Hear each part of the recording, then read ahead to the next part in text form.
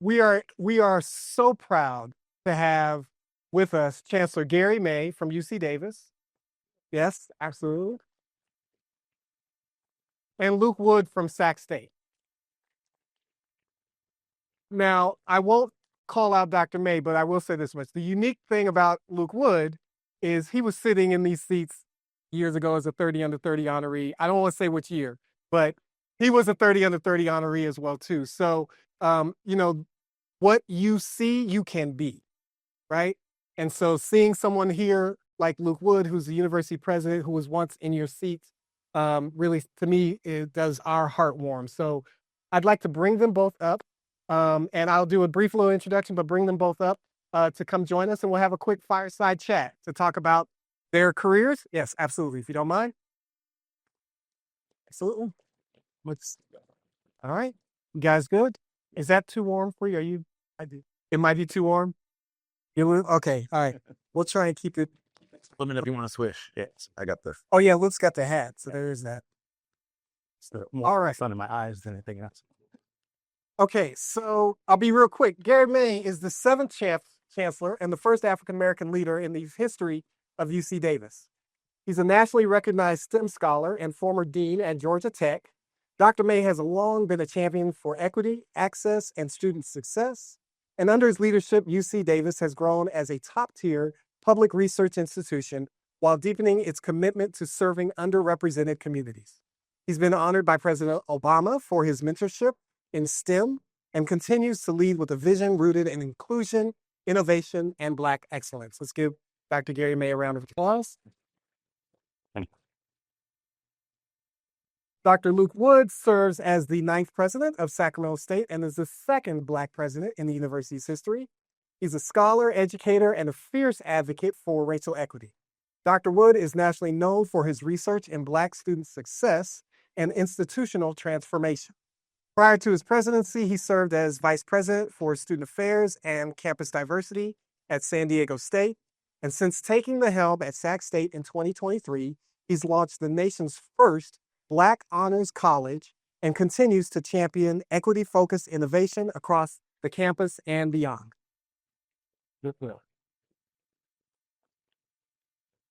All right, so as we know, this occasion is celebrating these young folks.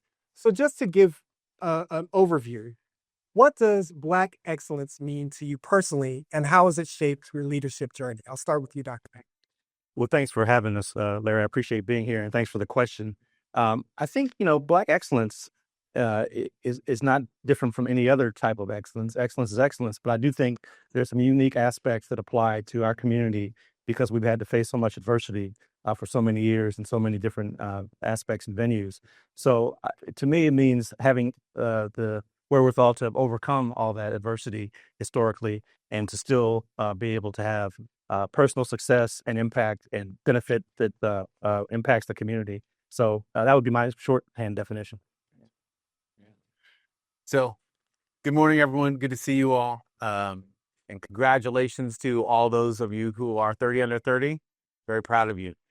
In terms of Black excellence, you all are Black excellence. It's people who are working hard to create a better community, who are being selfless, and are trying to create a better life for other individuals. And I think that if you look at the room, I had a chance to spend a lot of time looking at all your pictures and bios leading up to this event. And everyone here is doing amazing work.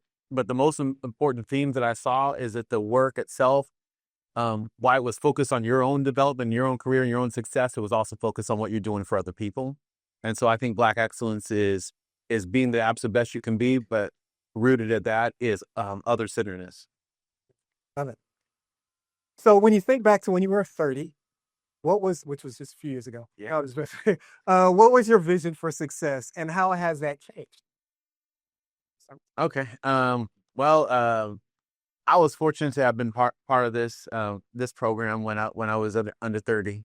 That's a long time ago now. But when I was at that time, I had already made the determination about what success meant for me, which was to be in this role. So, by the time, I started at Sacramento State at 18 years old, born in Oakland, but raised in far northern California. first generation college student, just really, had a lot of challenges getting through the institution. But something transformed me the very first, it was like the orientation that we had on campus. They used to have like a practice back in the day where they would tell people, look to your left, look to your right, only one of you will graduate, right? Yeah. And they used to think that it was motivational, right? hey, this is why you got to work hard, because only one of you is going to graduate. But it wasn't, right? It wasn't motivational. And the truth is that Sacramento State at that time, it was a lie, because the graduation rate was only 4%. So it wasn't a third. And so there were some major challenges. And so for me, I became aware of the fact that people go to college but don't always graduate from college. And that was the first time I'd ever heard of it, because from like how I grew up, it was just people saying, "Oh, you got to go to college. You got to go. You got to go." But people didn't know what to tell you to do when they got there, because they had never been there themselves. And so learning that was it was very impactful for me. And so I said, very early on, around 19 years old, that I was going to be the president of Sacramento State, not because I wanted to necessarily the title. Because I'll tell you this, titles, it does not equate to the grind, right? It is not as glamorous as it seems. It is a hard role. But because I wanted to make it so that every student who entered into the institution had the support that they needed to be able to cross the stage at graduation. Because I feel like I graduated from Sacramento State in spite of the university, not because of the university. And I know that there are many of you who are either current or former students here who there were elements of that were still true. But I think that we're trying, one of the reasons I came here is to build a campus that is going to be, going from Sac State to Black State, to embrace our identity as a Black serving institution and to celebrate the fact that we've got the largest population of Black students in the Cal State. So that's what my goal was, and that's what I'm doing right now. And hopefully I'm still true to the principles and values that made me say that one day I wanted to be doing this role. How about you, Dr. May? So I congratulate President Wood on being an alumni of this program. I'm unfortunately no longer eligible to be in the program, but I do really respect it. When I was 30 years old, I was an assistant professor at Georgia Tech. I'm an electrical engineer, so I was assistant professor in engineering. And I was just trying to get tenure and be successful in my own individual space. And I had no earthly ambition or notion that I was going to be a chancellor or a president of a university. I did want to, get tenure, establish my lab, do my research, get all those individual accolades. But somewhere along the line, that transformed from wanting to have individual success to wanting to have bigger impact that would be beneficial and helpful to a broader community. And so I got some really good mentoring and some really excellent opportunities that eventually led me to be chancellor here. And I'm also proud of what we've been able to do for our African American and our broader minority community. The last two classes at UC Davis have been the most diverse in our history. We just applied to be a Black serving institution to the state government, and hopefully that will be successful application. For us, the numbers are not as impressive as Sac State. So that means about 1,200 Black students for us, but that's a big deal for UC Davis if you know anything about UC Davis historically. Sure. So, but we're there now and we are eligible numerically, but we just have to get the official approval. So, and we want those students to have successful careers, want them to matriculate, graduate, and go on to be leaders in their fields and to come back and help us at UC Davis. And many are doing that, but we need to do more of that, do better at that. So it remains an important ambition for us, and participating in activities like this, I think, are helpful. And I also want to congratulate all the, not all the recognized 30 under 30 folks. Special shout out to my mentee, Mahiri Como, who's a graduate of UC Davis and actually works for me. That has nothing to do with why he got the award, but I do want to give him special recognition. Wonderful. Thank you so much. All right. So who were some of the people that poured into you early in your career? And then what sort of lessons and values did they leave with you? I'll start with you. Yeah, I've had some really good mentors. I mentioned that earlier. One of the first that I'll highlight is a gentleman by the name of Augustine Esserboy, who was the first Black engineering professor at Georgia Tech, where I got my undergraduate degree. In fact, he was the only at the time. So, and he was a a giant in many ways in his field, his intellect, his scholarship, but also he was the advisor for the chapter of the National Society of Black Engineers at the university, and I became a member and eventually president. And he kind of took me under his wing as a mentee. And he was a role model, father figure. I had never experienced an African American man having success to the degree that he had it in a field like engineering. I mean, we had entertainers and athletes and people like that we all knew and recognized and knew were having success. But that really opened my eyes to possibilities for me and for others. And he took an interest in me. He encouraged me to go to graduate school. He encouraged me to think about an academic career. So he was really pivotal in my life and still remains a friend and mentor now. He and I together just last year established the Augustine Essaboy and Gary May Endowed Scholarship for students, Black engineering students at UC Davis. So we can't call it Black because we're in California. So Prop 209. We have a preference for students of color in that scholarship. So he remains a big part of my life today. Beautiful. I'm fortunate. Pretty much every stage throughout my life, I've had either friends or professional mentors who've helped me to progress, who invested in me, who were rooting for me to succeed, not rooting for me to fail. And that's hard to come by because I think in general, the people want to see you do good, just not better than them. Right. But I feel like I've been able to benefit from some people who really wanted to see me be able to go further. I'll just point out one person. It was when I was at San Diego State, the dean of the College of Education, Joe Johnson. Basically, I was on faculty. I've been directing the doctoral program in education and the joint doctoral program in education. So I was directing 2 different doctoral programs, and I was just wanting to try something else. And there was an opening for an associate dean for research. And so I was like, well, man, I was probably one of the most productive faculty in that college. And so felt like, hey, this is something that I should go for. So I applied for it and I ended up getting the job. But then Joe was selected then to be the interim provost. He retired and then he got selected to be an interim provost. And they still hadn't announced yet that I was going to be the associate dean for research. And he said, the president's getting ready to post a position for chief diversity officer. Now, Luke, I know you don't want to be a chief diversity officer, which is what I ended up being, by the way. But I know you don't want to do that, but I think that you have something to contribute that would be very important. It's an associate vice president role that works directly with the provost. And so we basically went through that process and got selected for that role. But that was somebody who was giving me a chance to essentially jump from a doctoral program director to an AVP and who served on cabinet in one jump, which is highly unusual. But he believed in me. He saw something in me, and I was fortunate. And so what I try to do is to do the same thing when I see somebody who I know has the ability to go and do things that most people are incapable of doing. I try to take them on and work with them. And I don't want to say that I mentor them as much as we mentor each other. And, one of the people I gotta point out is his brother right here, Shaki Moore, who's getting recognized today.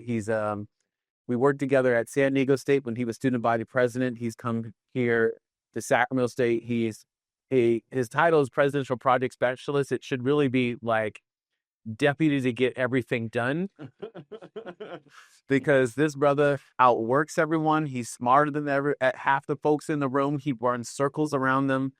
And so what I'm trying to do though is make sure that I do that for Shaki. I try to help other folks as much as I can because people do the same thing for me. And so if every single one of these amazing 30 under 30 is doing that for the next generation behind them, the future is going to be bright. All right. So what advice would you give to young Black professionals who find themselves oftentimes going into a space where they might be the only or the first? Dr. May, I'll start with you. I get that question a lot. I've been the first in my last 3 jobs, so I've got some experience there. I always say when I'm the first, I want to do such a good job that I'm not the last. And so the first two of those three, I've been successful in that regard. We'll see what happens with UC Davis after I leave. But I think the most important thing is to first have enough self-confidence and assurance that you belong in that role. You don't have to apologize. You don't have to um, uh, subdue your authenticity. Be yourself. I know there's there's a tendency to have imposter syndrome in these kind of roles, and I'm guilty of it occasionally myself. But at the same time, I also know that I worked hard and I deserve what I've achieved as much as anyone else who might be in similar roles that are not African American. So um, uh, I would just encourage you to uh, use your support system if you're the first or the only. You may be the only in your particular role, but there are others that are around you in your broader community that are there to help and support you. So take advantage of that network and have that confidence in yourself that you belong there and do a good enough job that you're not the last. Love that. I would say to those who find themselves being the first and the only, welcome to being Black. Congratulations. That's going to be normal for everything that you do for the rest of your life. And that's the privilege and responsibility that you get to carry, right? You're being publicly recognized right now for what you've done, right? For the incredible things that you've done to advance this community and your own personal lives. And with that comes a lot of sacrifice, right? You all haven't gotten here because you took the easy path. It's because you took the path that was less traveled. And not only did you do that, but then you succeeded at that. So what I would just say is the only thing to keep in mind is just don't let anyone outwork you. That's been my philosophy. I may not be the smartest person in the room. I may not be the fastest person in the room, but I promise you, you will not outwork me. And so you have to have that mentality. And when you do that, in that space, when your excellence shows through, ultimately, every company, every nonprofit, every organization wants to win. And if they see you as somebody who can help them win, then it's going to work out. So I would say embrace it. Love that. All right. Okay. Dr. Wood, you've done this. Both of you have done this for sure, but I really want to hear from both of you guys. What's one key leadership lesson you've learned about making change inside large institutions? Making change inside large institutions is very difficult.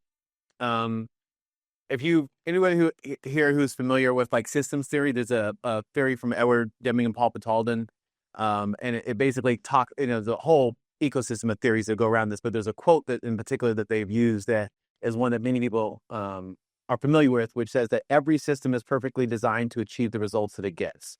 So if you see outcome disparities between Black students and their peers, or whatever industry you're in, right? Whatever outcome disparities you see, that's a function of a system that was perfectly designed to produce that.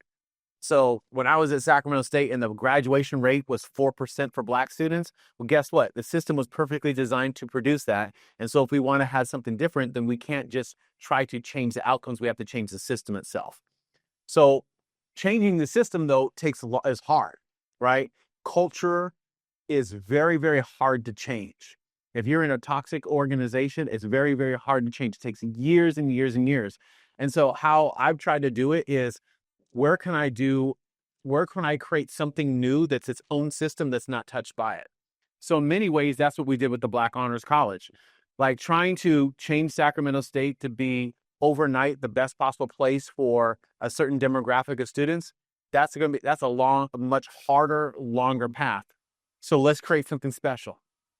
They got their own classes, they got their own space, they have their own faculty, they have their own space in the residence hall, they have their own student life programming. It's separate.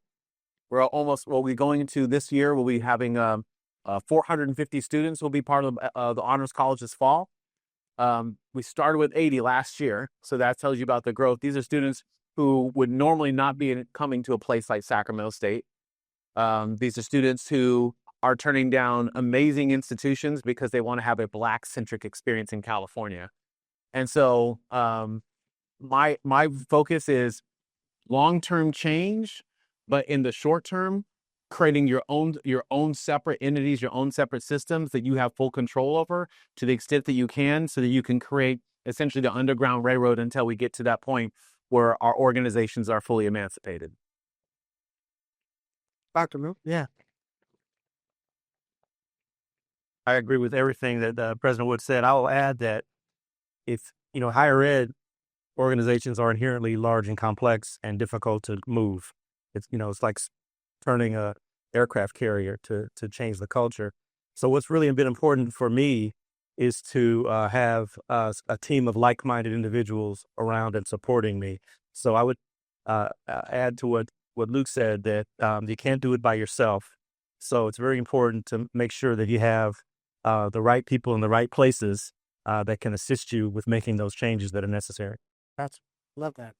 Great teams, and start your own. I like that.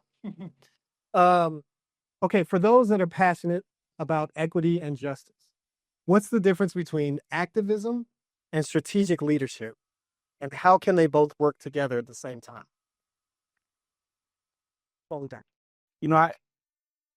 I talk to some activists on our campus regularly. Sometimes I don't want to, but they want to talk to me. But what I always ask is, do you want to make noise, or do you want to make change? Because there's a lot of flamethrower types who just want to make noise and be seen, and it's almost like and it's not activism; it's their way of having social output, something to do with their time. And not to say that they're insincere about the cause that they may be supporting, but if they really want to be strategic, to answer the question, that takes patience and hard work and a lot of behind the scenes efforts that don't necessarily get you a lot of attention initially. So, and it's hard for our students and young people in general, to have that patience. So it's important for us to mentor them in that way, to let them know that, the path to making real substantive, meaningful, longstanding, sustainable change is going to take a while. And you've got to have that patience and have that strategic plan ahead of time, as opposed to just doing sort of the more open and noisy sorts of things that might get attention, but don't really result in anything moving the needle other than moving your personal feel-good needle, So I'm going to answer that slightly differently. How I think about like moving an organization is, you basically have to use almost like a strategic coalition building process. So in general, I think that when you're talking about people who are going to be advocating for Black issues or Black change within an organization, right, you kind of bring it down to, they have to have two characteristics. First, they have to know what to do, right? And second, they have to have a willingness to do it.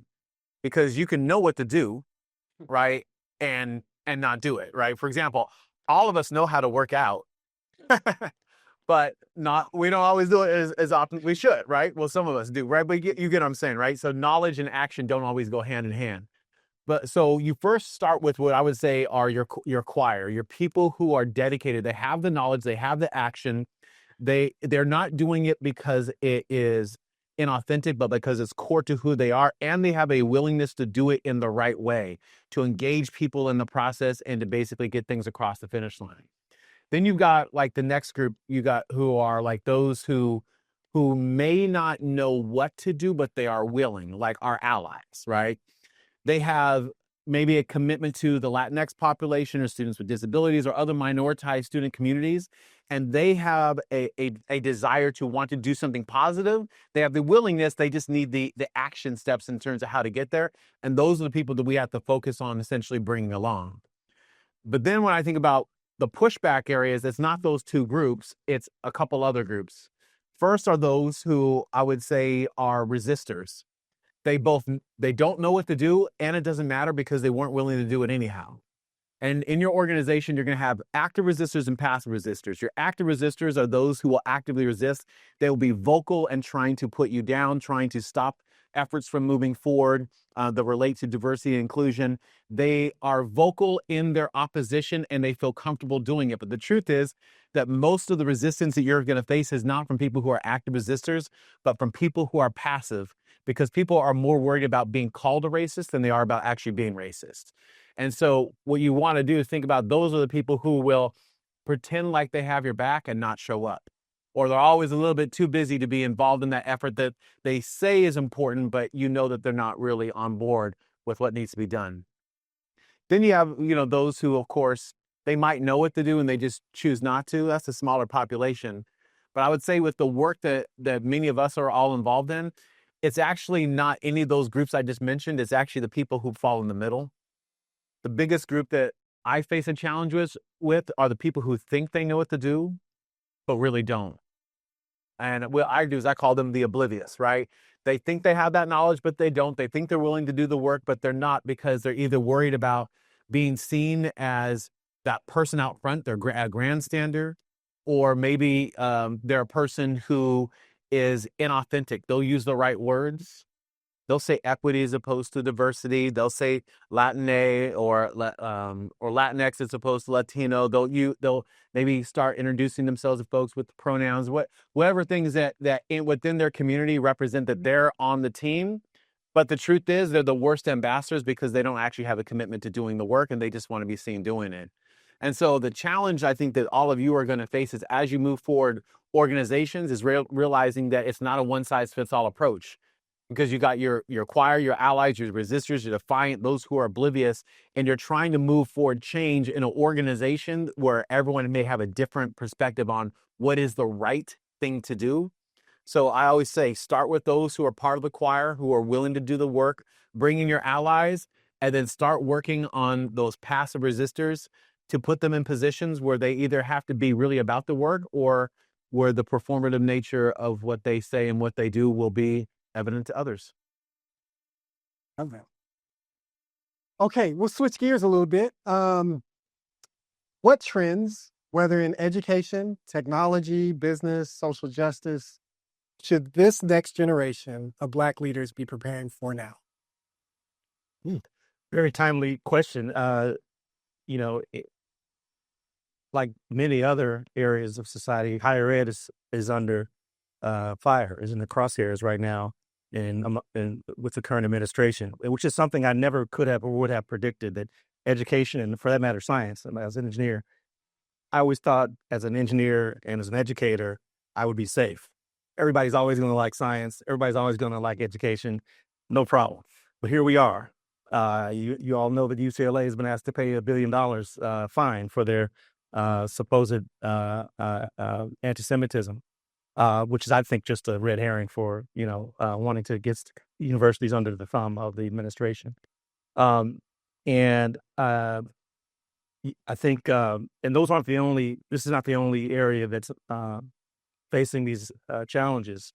So I think you have to be prepared, no matter what your chosen field is, what your profession is, that at some point you're going to face challenges like this, and they may be external from a political administration. They may be internal. They may come from all sorts of places. But you got to have preparation and be able to be resilient and be prepared to address the challenges. So this particular challenge we're addressing in all kinds of ways: litigation, advocacy. You see on the back of your the newspaper there, our Laugh to Lives program. We're trying to explain to people why research is important and how it impacts people's lives and why it's good for society and the federal government should pay for it. So, you have to be prepared to be a champion of your particular passion. And that takes some resilience. It takes some support, external support from your circle. And just don't think that, because you're in the 30 under 30 or because you're having some initial success, that you're not going to face some form of adversity. Last words. I don't know if I can add much to that. Yeah, that was great. Thank you. Yeah. Okay. All right. Okay. If you could, then I'm going to ask you this. If you could leave our 30 under 30 honorees with one challenge or charge as they move forward, what would it be? Ooh. Challenge them. This is an amazing group. Amazing group. I want to be thoughtful about this year. One charge.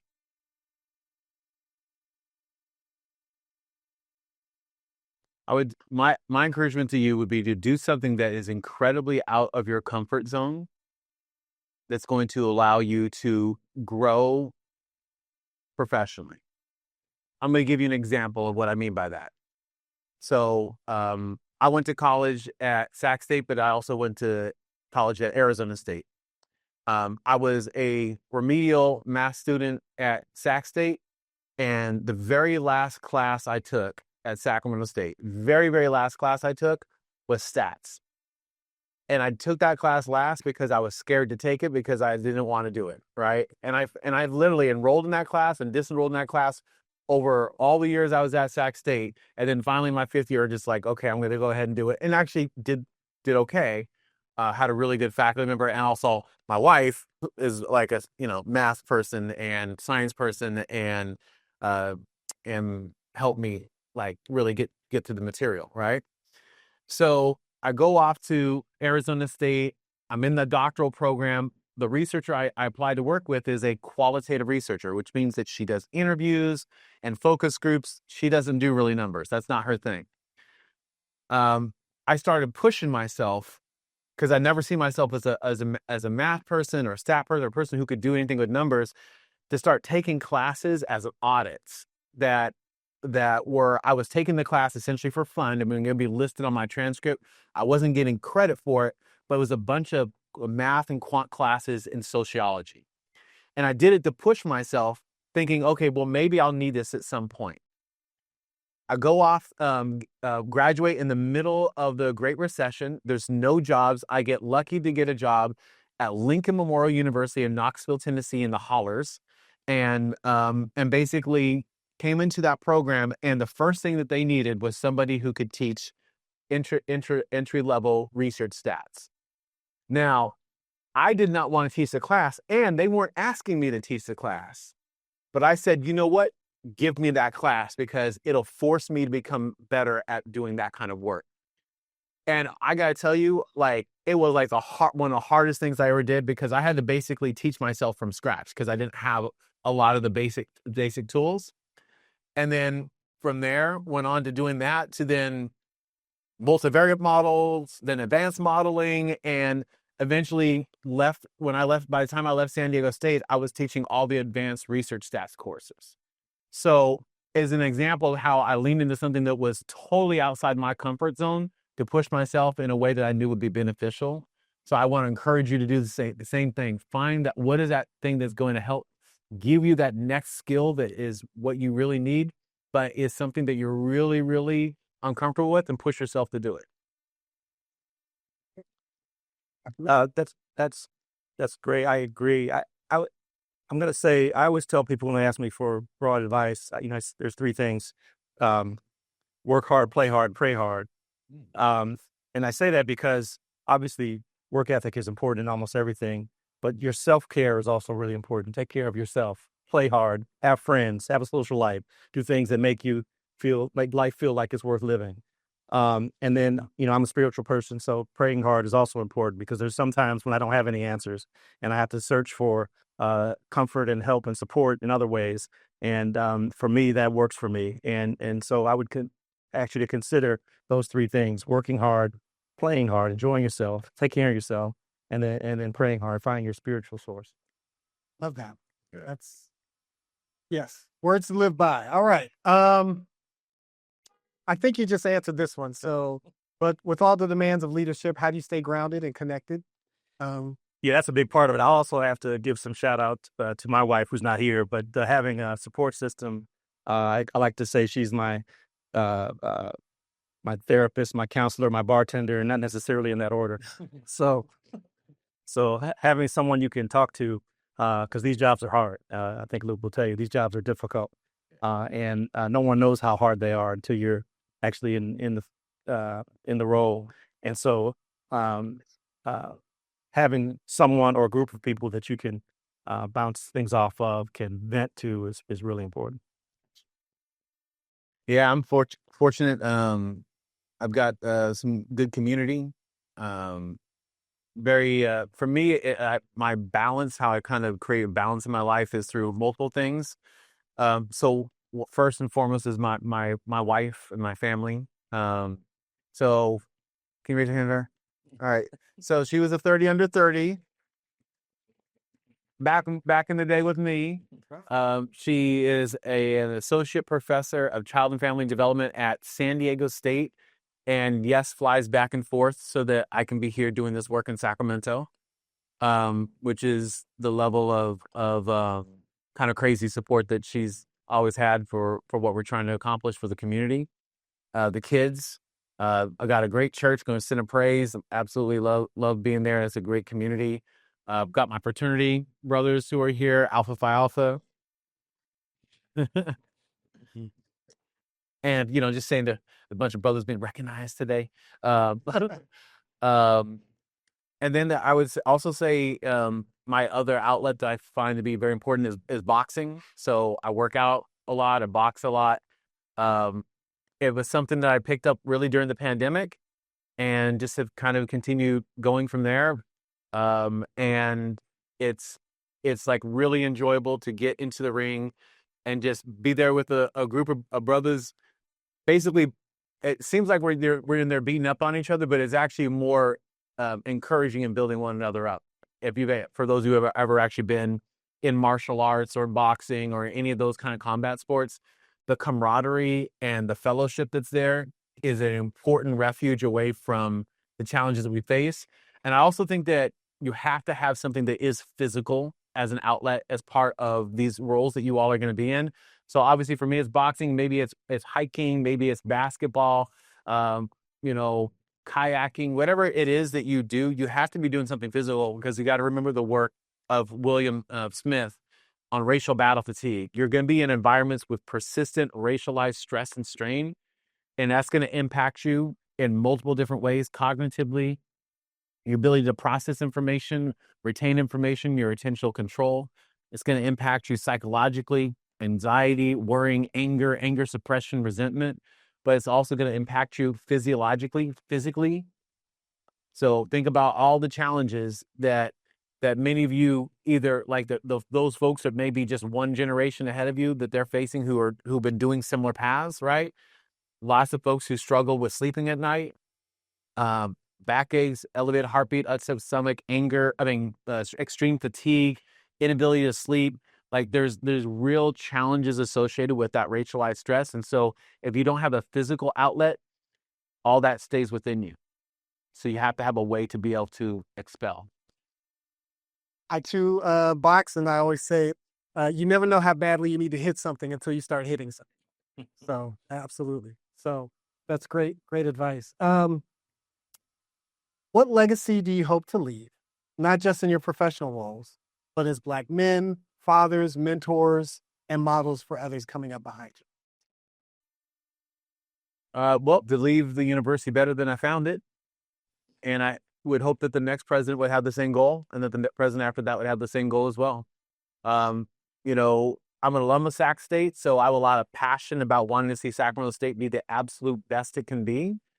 And I know that there are things that we can be doing better. And so if the legacy is that Sacramento State got just a little bit better for the students, that our graduation rate went up, that our enrollment went up, that the positive image of the campus went up, then it will have been a success. And then I would say for me personally, as long as when I walk away from whatever it is that I do to, and not like for every single different thing I've been involved with, I want people to be able to say, you know what, he worked hard and he was kind. I may not be the best at everything, but if people would say those two things about me, I'll be perfectly happy. I can't really say it much better. Leave things better than the way you found them was what I was going to say. But I'll add a little bit to that, is that I want my personal interactions with people, I want them to feel like they have benefited. They're better for having worked with me or known me or interacted with me. So I want that to go down to the individual level as well. Right, wonderful. Okay, a couple lightning round questions. We're about at time. We're doing great as far as time goes. So, okay, each of you, one book every young Black leader should read. And I know you're going to take you got a bunch of. Go ahead. I'll start with you, Dr. May. Well, I'll just pick one of my favorites that had a lot of impact on me is the autobiography of Malcolm X. It's a timeless story, and the movie didn't really do it justice, as often movies don't do books justice. So don't feel satisfied with seeing that movie, even though shout out to Spike Lee, I love him. But that book, and it's because Malcolm's capacity for learning, for change, was what was meaningful for me. He started out in a really bad place, from the way he had faced adversity growing up to being an armed robber, being in jail, to his conversion to Islam, to the Nation of Islam, to his ultimate belief that all people are worthy of salvation, and so the path that he took was really meaningful to me, and that's why it's my favorite book. Man, that's hard. One book. I'm instead of answering that question, I'll say what's one book that has been inspiring for me is what Okay. I'd rather say, Honest? because I think everyone is a little different, and it's kind of a similar vein but different person. A narrative of the life of Frederick Douglass. I don't know what it is about that, but I always go back to it, and there's something about it, about the persistence to push through no matter what the circumstance, and also just the way that he describes it in his language, and particularly his critique of certain elements of Christianity, but not Christianity itself, but kind of like racism within like Christian communities, like and as a postscript to the original book.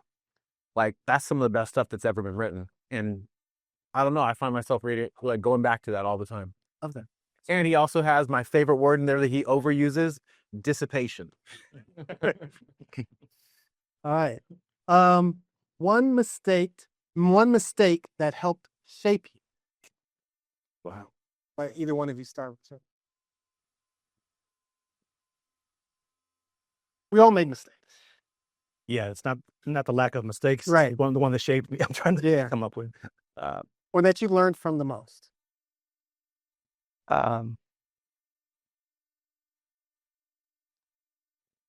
don't know if it's one single incident or mistake, but I would say on my particular path, and one thing that's been important is learning to be more open to new things. So maybe, having turned down one opportunity when maybe I should have explored it because it would have helped me grow. For a long time, I'm a person that's resistant to change. So I would have opportunities presented to me, and I would say, "Well, I'm fine doing what I'm doing. I'm not gonna deviate." But those may have been opportunities that I missed because I was resisting change that may have made a difference for me. So I'll just say that. It's actually interesting because it kind of connects to your play hard.